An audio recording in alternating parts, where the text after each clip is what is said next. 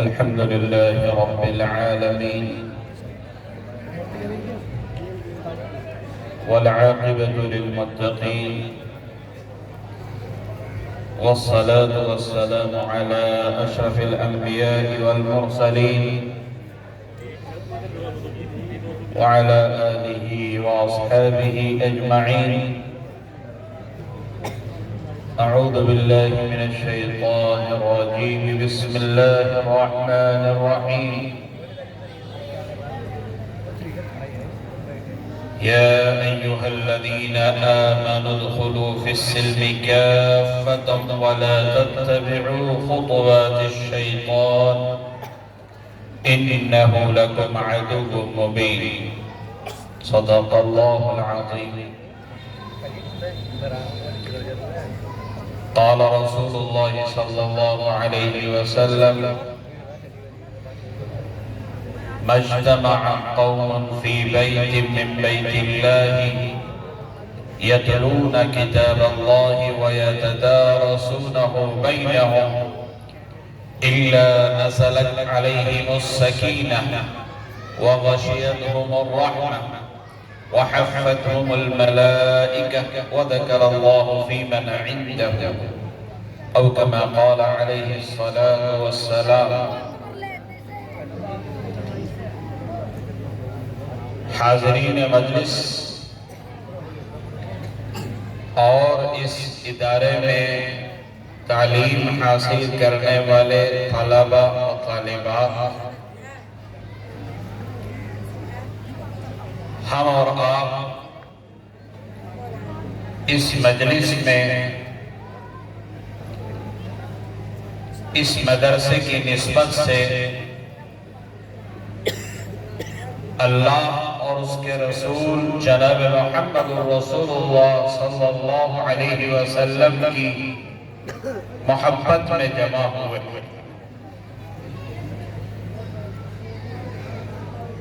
جب تک آپ حضرات اس مجلس کے اندر موجود ہیں، اللہ کے رسول صلی اللہ علیہ وسلم نے جو حدیث میں نے آپ کے سامنے پڑھی ہے، کیا فائدہ حاصل ہوتا ہے اس طرح کی محفلوں اور مجلسوں میں شرکت کا، اس کو بیان فرمائیں. اور یہ اس لیے ابتدا میں بیان کر رہا ہوں تاکہ ہمارے اور آپ کے ذہنوں میں یہ بات بیٹھ جائے کہ ہمارا یہاں بیٹھنا فائدے سے خالی نہیں. رسول اکرم صلی اللہ علیہ وسلم نے ارشاد فرمایا کہ جو لوگ اللہ تبارک و تعالی کے گھر میں جمع ہوتے ہیں، کیوں جمع ہوتے ہیں؟ یتلون کتاب اللہ، اللہ کے گھر میں جمع ہو کر اللہ کی کتاب کی تلاوت کرتے ہیں. وَيَتَدَارَسُونَهُ بَيْنَهُمْ، یا آپس میں قرآن کی، حدیث کی، دین کی، اللہ اور اس کے رسول کی باتیں کرتے ہیں، تو ان کے اوپر آسمان سے ایک خاص قسم کی رحمت نازل ہوتی ہے. نزلت علیہم السکینہ وغشیتہم الرحمہ. جیسے یہ شامیانہ ہمارے اور آپ کے سروں پر تنا ہوا ہے، ایسے ہی جب تک اس مجلس کے اندر موجود ہے، اللہ تبارک و تعالی کی رحمت کی چادر بھی ڈھانپ لیتی ہے. وحفتہم الملائکہ، اور فرشتے چاروں طرف سے اس مجلس کو گھیر لیتے ہیں. وَذَكَرَ اللَّهُ فِي مَنْ عِنْدَهُ، اور اللہ تبارک و تعالی فرشتوں کے سامنے اپنے ان بندوں کا تذکرہ فرماتے ہیں، کیونکہ اللہ تعالی نے فرمایا فَاذْكُرُونِي أَذْكُرْكُمْ، تم مجھے یاد رکھو رکھو تو میں تمہیں یاد رکھوں گا۔ ایک حدیث میں آتا ہے کہ اللہ تعالیٰ فرماتے ہیں کہ جس نے مجھے اپنے دل میں یاد کیا تو میں بھی اس کو اپنے دل میں یاد کرتا ہوں،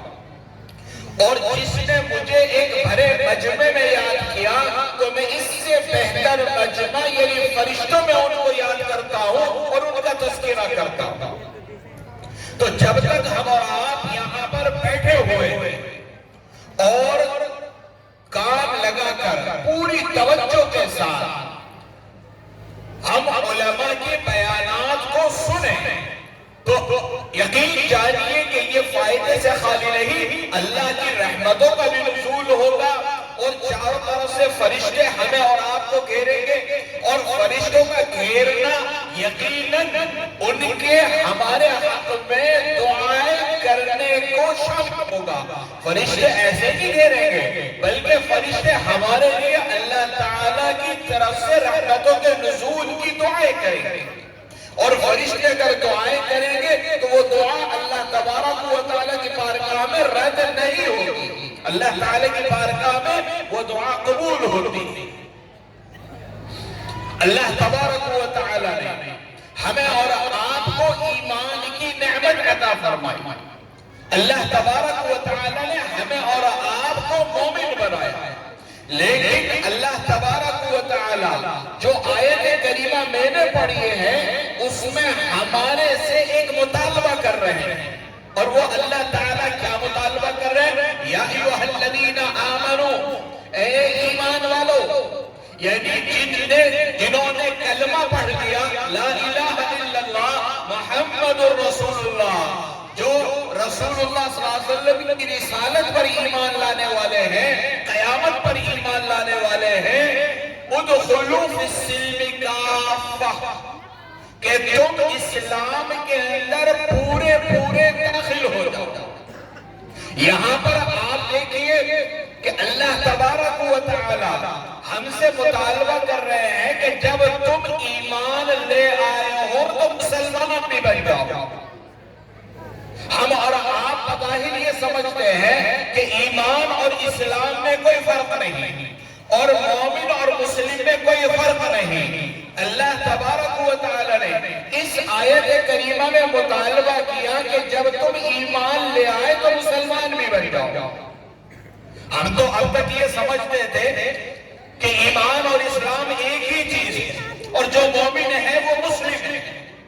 یہاں پر اللہ تبارک و تعالی نے جو لوگ ایمان کی نعمت سے محروم ہیں ان سے مطالبہ نہیں کر رہے کہ تم مسلمان ہو جاؤ، بلکہ ہمارے سے اور آپ سے مطالبہ کر رہے ہیں۔ ہم سے یہ مطالبہ کیوں کیا جا رہا ہے، اور ایمان اور اسلام میں کیا فرق ہے، یہ سمجھنا ضروری ہے۔ اسلام کا مطلب یہ ہے کہ اپنے آپ کو مکمل طور پر اللہ کے حوالے کر، صرف یہ نہیں کہ ہم نے کلمہ پڑھ لیا، ہم نے نماز پڑھ لی، ہم نے روزہ رکھ لیا، بلکہ مقصد یہ ہے کہ ہر چیز کے اندر، زندگی کے ایک کام کے اندر، اور زندگی کے ایک مرحلے کے اندر، اور زندگی کے ہر قدم کے موقع پر اللہ تبارک و تعالیٰ کے سامنے سر تسلیم خم کر دو، اپنے آپ کو اللہ کے حوالے کر دو۔ یعنی کوئی بھی کام اللہ اور اللہ کے رسول صلی اللہ علیہ وسلم کی مرضی کے خلاف نہ کرو۔ اگر ہم اپنی زندگی کا ایک لمحہ اور ہر کام اللہ اور اللہ کے رسول کے بتائے ہوئے طریقوں کے مطابق کریں گے تب تو ہم اور آپ مسلمان کہلانے کے لائق ہیں، کیونکہ مسلمان فرما بردار، یعنی اللہ کا فرما بردار، اللہ کے رسول صلی اللہ علیہ وسلم کا فرما بردار۔ اور یہ فرما برداری صرف کلمہ پڑھنے سے کافی نہیں ہوتی، صرف نماز پڑھنے سے کافی نہیں ہوتی، اسی طریقے سے ہر قدم اللہ کی فرما برداری کا اگر یہ، اور ہم مسلمان بھی۔ آپ نے سنا ہوگا حضرت ابراہیم علیہ السلام جو جلیل القدر پیغمبر تھے، ان کے صاحبزادے حضرت اسماعیل علیہ السلام یہ بھی جلیل القدر پیغمبر گزرے، اور رسول کریم صلی اللہ علیہ وسلم حضرت اسماعیل کی اولاد میں سے ہی حضرت ابراہیم کے شادی کے ایک بڑے عرصے تک کوئی اولاد نہیں تھی، بڑی امیدوں کے بعد، بڑی دعاؤں کے بعد اللہ نے حضرت اسماعیل کی شکل میں اولاد عطا فرمائی، بڑھاپے کے اندر اولاد ہوئی۔ لیکن جب اولاد ہوئی تو اللہ تعالیٰ کی طرف سے کیا آزمائش آئی کہ اس بچے کو اور اس کی ماں کو بیابان جنگل میں چھوڑ آؤ جہاں آج خانہ کعبہ ہے۔ اکثر یہ واقعات آپ سنتے ہیں۔ اور پھر جب وہ بچہ بڑا ہو گیا، 14-15 سال کا ہو گیا، اور اب باپ بیٹے کی ملاقات ہو گئی، اور بیٹا باپ کے لیے بڑھاپے کا سہارا بننے کے لائق ہو گیا، تو اب اللہ تعالیٰ نے حضرت ابراہیم کو خواب میں کیا دکھلایا کہ میں اپنے بیٹے کو ذبح کر رہا ہوں۔ ایک مرتبہ خواب دیکھا، پھر اس کے بعد خواب دیکھا تو سمجھ گئے، کیونکہ نبی کا خواب بھی یہ ایک وحی کی اقسام میں سے ایک قسم ہے، سمجھ گئے کہ اللہ کا حکم ہے۔ چنانچہ اپنے بیٹے سے پوچھتے ہیں کہ اے بیٹا، میں نے خواب میں دیکھا کہ میں اب تمہیں ذبح کر رہا ہوں، تمہاری کیا رائے ہے، تمہارا کیا خیال ہے؟ بیٹا بھی چونکہ نبی بننے والا تھا، بیٹے نے بھی جواب دیا کہ ابا جان، جو اللہ نے حکم دیا ہے آپ اس کو پورا کیجئے، انشاءاللہ آپ مجھے صبر کرنے والوں میں سے پائیں گے۔ چنانچہ حضرت ابراہیم نے بیٹے کو لٹا دیا اور چھری تیز کر لی، چھری ہاتھ میں ہے، گردن پر پھیرنے کے لیے تیار ہے۔ اس کو قرآن کریم نے بیان کیا کس لفظ کے ساتھ؟ فَلَمَّا أَسْلَمَا وَتَلَّهُ لِلْجَبِينِ۔ اسلمہ کا لفظی ترجمہ کریں گے کہ جب دونوں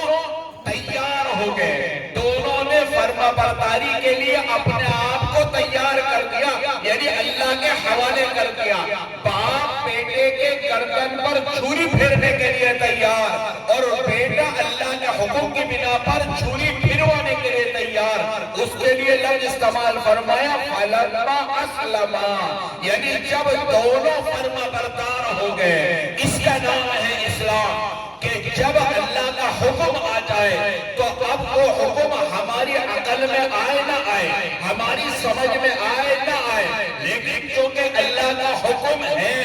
اب ہمیں وہی کرنا ہے جو اللہ تبارک و تعالی نے حکم دیا۔ تو اگر یہ کیفیت ہمارے اندر پیدا ہو جائے، یہ خوبی ہمارے اندر پیدا ہو جائے، یہ اوصاف ہمارے اندر پیدا ہو جائے، تو ہم کہنے کے لائق ہیں کہ آج ہم مسلمان ہیں۔ آج عالم کیا ہے کہ ہم بظاہر نماز بھی پڑھتے ہیں، روزے بھی رکھتے ہیں، زکوٰۃ بھی دیتے ہیں، حج بھی کرتے ہیں، عمرے بھی کرتے ہیں، لیکن جب ہم عبادت کر کے مسجد سے باہر، چاہے ہم کوئی دکان کرتے ہوں، چاہے ہم ملازمت کرتے ہوں، ہم کوئی کاروبار کرتے ہوں یا کھیتی باڑی کرتے ہوں، اب ہم اس کو دین کا اور اسلام کا حصہ نہیں سمجھتے۔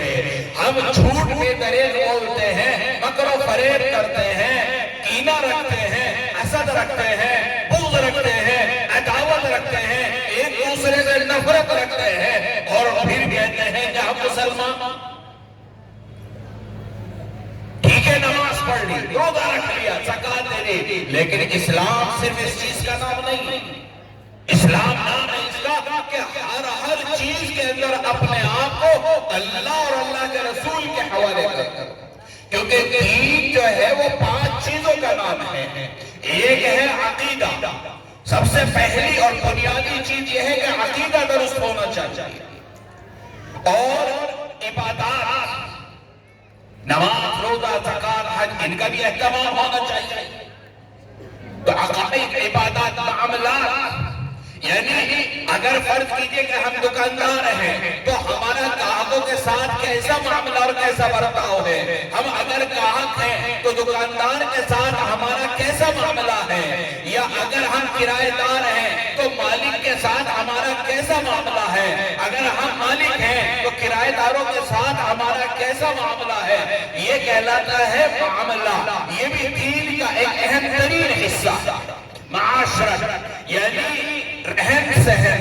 چنانچہ معاشرے کے اندر بہت سارے لوگوں کے درمیان ہمیں رہنا پڑتا ہے، کوئی ہمارا پڑوسی ہے، کوئی ہمارا باپ ہے، کوئی ہماری ماں ہے، کوئی ہمارا بھائی ہے، کوئی بہن ہے، کوئی بیوی ہے، کسی سے بچے بیٹا ہونے کا تعلق ہے۔ غرض یہ کہ ہم میں سے ہر ایک کا ایک دوسرے کے ساتھ رہنا سہنا کیسا ہے، ہم اس کے حقوق ادا کرتے ہیں یا نہیں کرتے، ہم اس کو کوئی ایذا تو نہیں پہنچاتے، ہم اس کو کوئی تکلیف تو نہیں پہنچاتے، تو یہ معاشرت کہلاتی ہے۔ اخلاق یعنی ہمارے جو باطن ہے وہ اتنا درست ہو کہ نہ اس میں کینہ ہو، نہ بغض ہو، نہ عداوت ہو، نہ نفرت ہو۔ تو معلوم ہوا کہ یہ دین 5 چیزوں کے مجموعے کا نام ہے، صرف عبادات کے ادا کرنے کا نام اسلام نہیں۔ اسی لیے قرآن کہتا ہے کہ ایمان والو تم جب ایمان لے آئے ہو تو اب مسلمان بھی بن جاؤ، اسلام میں پورے داخل ہو جاؤ۔ چنانچہ ایک مرتبہ حضرت عمر رضی اللہ تعالی عنہ جنگل کے اندر گزر رہے تھے، سفر تھا، پیدل سفر ہوا کرتا تھا، کھانے پینے کا سامان ساتھ رکھ لیتے تھے جتنے بھی مسافر ہوتے تھے۔ اتفاق کی بات کہ جو کھانے پینے کا سامان تھا حضرت عمر کا وہ ختم ہو گیا، جنگل کے اندر ہے، وہاں پر دیکھا کہ ایک چرواہا ہے اور اس کے پاس کچھ بکریاں ہیں، اور عربوں میں دستور یہ تھا کہ وہ کسی مسافر کو اگر اس کو ضرورت ہوتی تو بکریوں کا دودھ پینے کے لیے مفت میں دے دیا کرتے تھے۔ حضرت عمر رضی اللہ تعالی عنہ امیر المؤمنین ہیں، حضرت عمر نے اس چرواہے سے کہا کہ میں مسافر ہوں اور کھانے پینے کا سامان ختم ہو گیا، بکری کا دودھ مجھے دے دو پینے کے لیے تاکہ میری بھوک مٹ جائے۔ چرواہے نے کہا کہ میں دے تو دیتا، لیکن بات یہ ہے کہ یہ بکریاں میری نہیں ہیں بلکہ دوسرے کی میرے پاس امانت ہے، بغیر مالک کی اجازت کے میں اس کا دودھ آپ کو نہیں دے سکتا۔ حضرت عمر رضی اللہ تعالی عنہ نے اس کا امتحان لیا کہ بڑا کھرا بنتا ہے، اب دیکھو تو واقعی کھرا ہے بھی یا نہیں۔ حضرت عمر رضی اللہ تعالی عنہ نے اس سے کہا کہ میں تمہیں ایک تدبیر بتلاتا ہوں، اس میں میرا بھی فائدہ ہو جائے گا اور تمہارا بھی فائدہ ہو جائے گا۔ چرواہے نے کہا کہ وہ کیا؟ حضرت عمر رضی اللہ تعالیٰ نے فرمایا ایک بکری مجھے بیچ دو، تمہارا فائدہ یہ ہوگا کہ کچھ پیسے تمہاری جیب میں آ جائیں گے، اور میرا فائدہ یہ ہوگا کہ اس بکری کو لے کر میں آگے کے سفر پر روانہ ہو جاؤں گا، اور جب بھوک لگے گی دودھ نکالوں گا پی لوں گا، تو میرا بھی فائدہ تمہارا بھی فائدہ۔ اور رہ گیا بکریوں کا مالک، اس سے کہہ دینا کہ بھیڑیا آ گیا تھا اور تمہاری بکری کھا گئی۔ اور عرب میں اس طرح کا واقعہ اور معاملہ ہوتا رہتا تھا کہ اچانک بھیڑیا آ گیا اور ایک دو بکریاں کھا گیا تو مالک کو بھی یقین آ گیا۔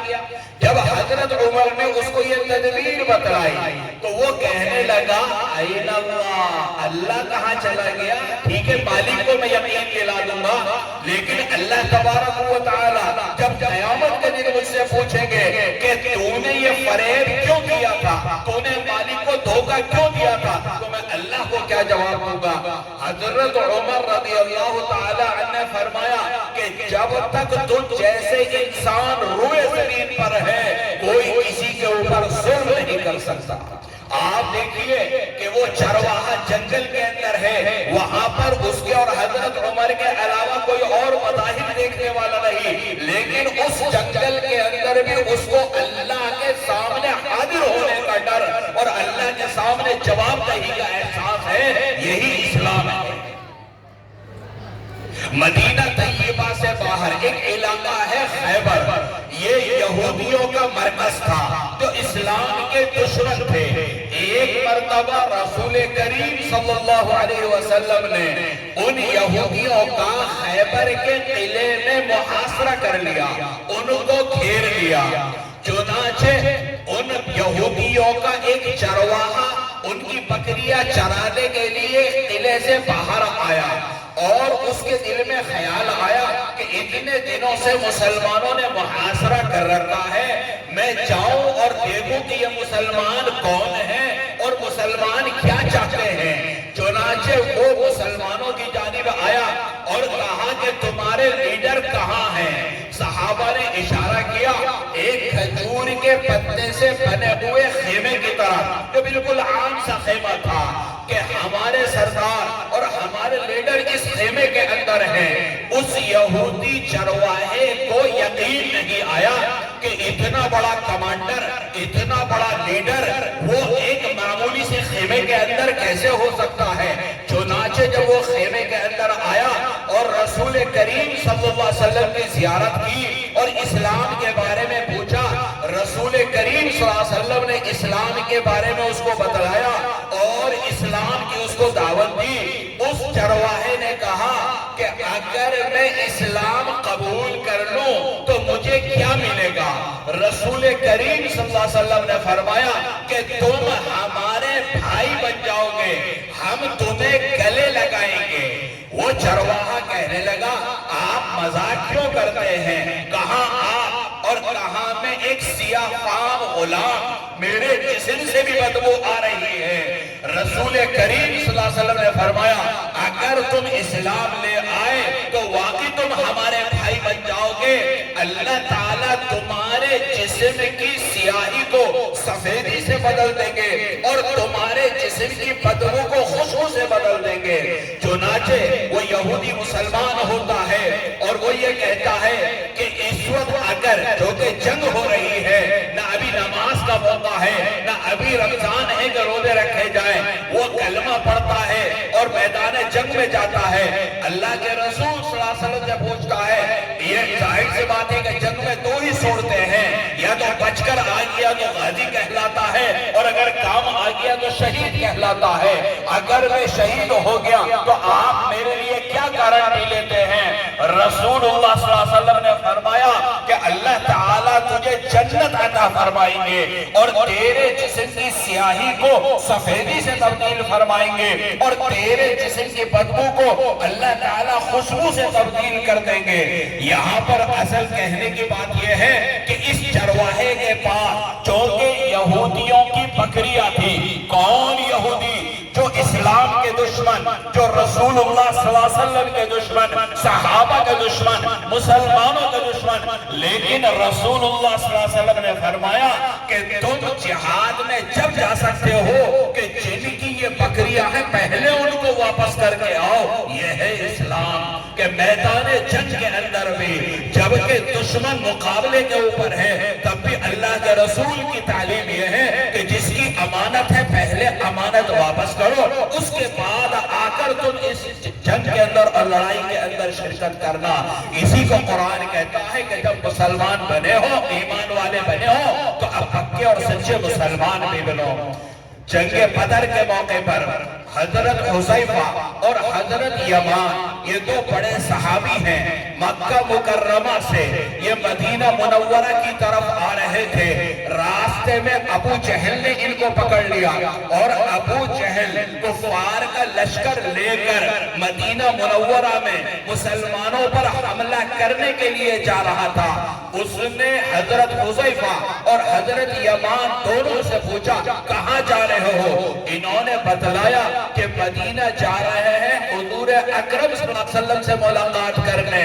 अबू जहल ने कहा कि हम तो तुम्हें नहीं छोड़ेंगे, तुम वहां जाकर हमारे खिलाफ लड़ोगे। इन दोनों ने वादा कर लिया कि हम तो सिर्फ रसूलुल्लाह सल्लल्लाहु अलैहि वसल्लम से मुलाकात के लिए जा रहे, तुम्हारे मुकाबले लड़ने के लिए नहीं जा रहे। चुनाचे जब ये मदीना पहुंचते हैं तो रसूल अकरम सल्लल्लाहु अलैहि वसल्लम मदीना से रवाना हो जाते हैं बदर के लिए। इस्लाम का सबसे पहला मारका ग़ज़वा बदर जिसको कहा जाता है, आपको मालूम है हर मुसलमान का बच्चा बच्चा जानता है मुसलमानों की तादाद कितनी थी, सिर्फ 313 और गैर मुस्लिमों की तादाद 1000 से ज़ायद और मुसलमानों के पास सिर्फ 8 तलवारें और 2 घोड़े थे। लेकिन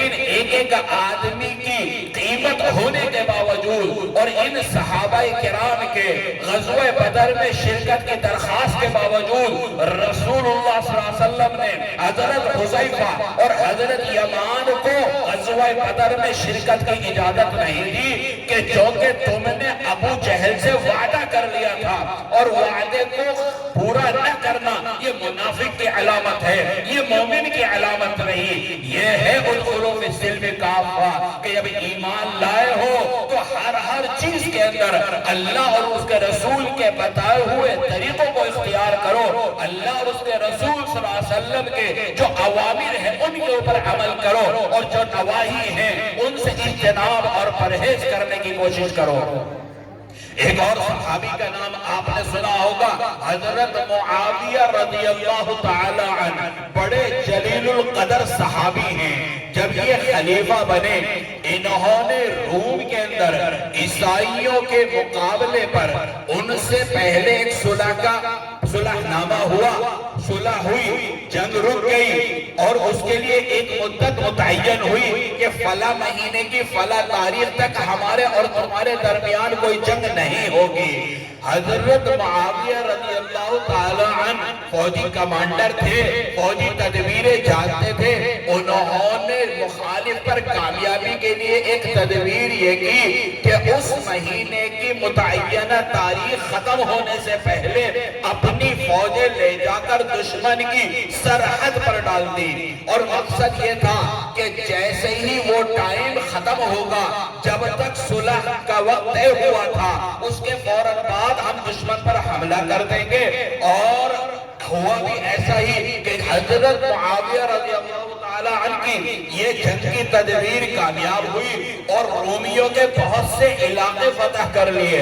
اتنے میں دیکھا کہ دور سے گرد و غبار اڑ رہا ہے اور کوئی گھوڑے پر سوار شخص آ رہا ہے۔ جب وہ قریب آئے تو وہ تھے حضرت عمر ابن عبسہ رضی اللہ تعالی عنہ، اور وہ زور زور سے چیخ رہے ہیں اللہ اکبر اللہ اکبر وفاء لا غدر، کہ جو وعدہ کیا، جو عہد کیا اس کو پورا کرو، جو عہد کیا اس کو پورا کرو۔ جب قریب آئے تو حضرت معاویہ نے کہا کہ ہم نے معاہدے کے خلاف ورزی کہاں کی؟ جو صلح کا وقت طے ہوا تھا اس کے بعد ہم نے دشمن کے اوپر حملہ کیا۔ حضرت معاویہ رضی اللہ تعالی عنہ سے ان صحابی عمر ابن عباسہ نے کہا کہ تمہارا جو کہ یہ معاہدہ تھا، دشمن یہ سمجھتا تھا کہ یا تو آگے یہ صلح نامہ اور بڑھ جائے گا، اور اگر آگے صلح نہ ہوئی تو اب ظاہر سی بات ہے لڑائی کی اگر نوبت آ گئی تو اب دشمن جو ہے وہ ہمارے علاقے تک آنے میں اس کو ٹائم لگے گا، فوراً جنگ نہیں ہوگی۔ تو یہ بھی ایک طرح کی بدعہدی ہے، یہ بھی عہد کی ایک طرح کی خلاف ورزی ہے۔ جب رسول اللہ صلی اللہ علیہ وسلم کا فرمان حضرت معاویہ رضی اللہ تعالیٰ عنہ نے سنا، حضرت عمر ابن عباسہ نے فرمایا کہ حضور اکرم صلی اللہ علیہ وسلم نے فرمایا کہ جب تمہارا کسی سے کوئی معاہدہ ہو جائے، اگر معاہدہ توڑو تو اس کو اطلاع کر دو، یا جب تک دوسرا معاہدہ نہ ہو جائے، دوسرا کوئی معاملہ نہ ہو جائے، اس وقت تک اس کے ساتھ کسی طرح کا کوئی لڑائی وغیرہ نہیں ہونی چاہیے۔ رسول اللہ صلی اللہ علیہ وسلم کا یہ فرمان سامنے آنے کے بعد حضرت معاویہ نے جتنا علاقہ فتح کیا تھا سارا چھوڑ دیا اور اپنی فوج کو واپس لے جانے کا حکم دیا۔ تو اللہ تبارک و تعالی فرماتے ہیں کہ ایمان والو ادخلوا فی السلم کافہ، اسلام میں پورے پورے داخل ہو جاؤ۔ یہ جو آدھا تیتر اور آدھا بٹیر والا معاملہ ہم نے کر رکھا ہے کہ ہم اپنی مرضی کے مطابق سمجھتے ہیں کہ بس ہمارا نماز پڑھنا کافی، ہمارا روزہ رکھنا کافی، ہمارا زکوٰۃ دینا کافی، ہمارا حج کرنا کافی، باقی ہمارا حلیہ کیسا، ہمارا لباس کیسا، ہمارا چلنا پھرنا کیسا، ہمارے رسم و رواج کیسے، ہمارے دن اور رات کی زندگی کیسی، اس کا ہم سمجھتے ہیں کہ دین سے کوئی تعلق نہیں، اللہ اور اس کے رسول صلی اللہ علیہ وسلم کی اس کے بارے میں کوئی تعلیمات نہیں۔ ایسا نہیں، جب مسلمان بنے ہو اور اپنے مسلمان ہونے کا دعویٰ کرتے ہو تو پکے اور سچے مسلمان بنو، اللہ اور اس کے رسول کے فرما بردار بنو، اسی میں ہمارے اور آپ کے لیے کامیابی ہے۔ یہ مدارس جو ہمارے اور آپ کے علاقے میں قائم ہیں، ان کا مقصد یہی ہے کہ ہمیں اور آپ کو یہ بتائیں کہ اللہ تعالی ہم سے چاہتے کیا ہے، اللہ کے رسول ہم سے چاہتے کیا ہے۔ اللہ تبارک و تعالی نے اس کائنات کے اندر بے شمار مخلوقات پیدا فرمائی، اللہ تعالی چاہتے تو ہمیں ان میں سے کسی بھی شکل میں پیدا کر سکتے تھے، ہمیں گھوڑا بنا دیتے، ہمیں بکرا بنا دیتے، ہمیں بلی بنا دیتے، لیکن اللہ نے ہمیں اشرف المخلوقات بنایا، اور اشرف المخلوقات میں بھی آپ دیکھیے کسی کو عیسائی بنایا، کسی کو یہودی بنایا، کسی کو کچھ کسی کو کچھ، لیکن اللہ تبارک و تعالی نے ہمیں ایمان کی دولت عطا فرمائی، اور اللہ تعالی چاہتے تو ہمیں حضرت آدم کا امتی بنا دیتے، حضرت موسیٰ کا امتی بنا دیتے، حضرت نوح کا امتی بنا دیتے۔ یقیناً قابل فخر ہے، قابل رشک ہے، لیکن سارے نبیوں کے سردار کا اللہ نے ہمیں جو امتی بنایا، یہ اللہ تبارک و تعالیٰ کا فیصلہ بے مقصد نہیں ہے، اللہ کا کوئی کام بھی مصلحت سے خالی نہیں ہوتا۔ ہم نے آپ نے اس دنیا میں آ کر اپنا اس مقصد کو فراموش کر دیا، اور اس کا نتیجہ ہم اور آپ دنیا کے اندر دیکھ رہے ہیں کہ ہم ذلیل ہیں، ہم خوار ہو رہے ہیں۔ اللہ کے رسول صلی اللہ علیہ وسلم نے 1400 سال پہلے صحابہ سے ذکر کر دیا تھا کہ ایک وقت وہ آئے گا کہ جب ساری دنیا مسلمانوں کے خلاف ایسے جمع ہوگی کہ جیسے دسترخوان پر طرح طرح کے کھانے رکھے ہوئے ہوں، اور ایک دوسرے کو پیشکش کر رہے ہو کہ بریانی بھی کھائیے، قورمہ بھی کھائیے، دال بھی کھائیے، اور یہ آپ فرائی بھی تو کھائیے۔ تو اسی طریقے سے ایک دوسرے کو پیشکش کریں گے کہ تم بھی آؤ مسلمانوں کو قتل کرنے، مسلمانوں کو لوٹنے، تم بھی آؤ مسلمانوں کو تباہ کرنے۔ صحابہ نے پوچھا تھا کہ اللہ کے رسول صلی اللہ علیہ وسلم کیا اس وقت مسلمانوں کی تعداد کم ہوگی، یعنی جتنے ہم ہیں اس سے بھی کم مسلمان ہو جائیں گے؟ فرمایا نہیں، مسلمان تو بہت بڑی تعداد میں ہوں گے، لیکن ایسے ہوں گے جیسے سمندر کے اوپر جھاگ ہوتا ہے، سمندر کے اوپر خس و خاشاک ہوتا ہے کہ جب لہر آتی ہے تو اس کے لہروں کے ساتھ اس کے اوپر جو تنکا ہوتا ہے اس کی کوئی حیثیت نہیں ہوتی۔ آج ہم نے اللہ اور اس کے رسول صلی اللہ علیہ وسلم کی تعلیمات کو چھوڑ کر اپنا یہ حال کر لیا، ورنہ ہم جب 313 تھے، وسائل ہمارے پاس نہیں تھے، افرادی قوت ہمارے پاس نہیں تھی، لیکن اللہ سے مضبوط رشتہ تھا، اللہ کے رسول سے مضبوط رشتہ تھا، تو اللہ تبارک و تعالی نے کیسے کیسے کامیابی عطا فرمائی، اور ایک خاص علاقے سے دین شروع ہوتا ہے اور پوری دنیا کے اوپر چھا جاتا ہے، اور لمبا چوڑا عرصہ نہیں، صرف 23 سال کے قلیل مدت میں رسول کریم صلی اللہ علیہ وسلم نے انقلاب برپا فرمایا۔ میرے عزیز دوستوں اور ساتھیوں، اگر کھوئے ہوئے وقار کو بحال کرنا چاہتے ہو، کھوئی ہوئی عزتوں کو بحال کرنا چاہتے ہو، اللہ کا قرب چاہتے ہو، اللہ کی نصرت چاہتے ہو، اور دنیا اور آخرت کی فلاح اور کامیابی چاہتے ہو، تو وہ فلاح اور کامیابی وَلِلَّهِ الْعِزَّةُ وَلِرَسُولِهِ صرف اللہ اور اللہ کے رسول سے قریب آنے میں ہے۔ اگر اللہ اور اللہ کے رسول سے ہم دور چلے گئے تو اسی طرح ضرور رسوا ہوتے رہیں گے۔ اللہ تبارک و تعالی ہم سب کو اپنے اس دنیا میں آنے کا جو مقصد ہے اس کو سمجھنے کی، اور اللہ اور اس کے رسول صلی اللہ علیہ وسلم کی تعلیمات پر عمل کرنے کی توفیق عطا فرمائے۔ وآخر دعوانا ان الحمد للہ رب العالمین۔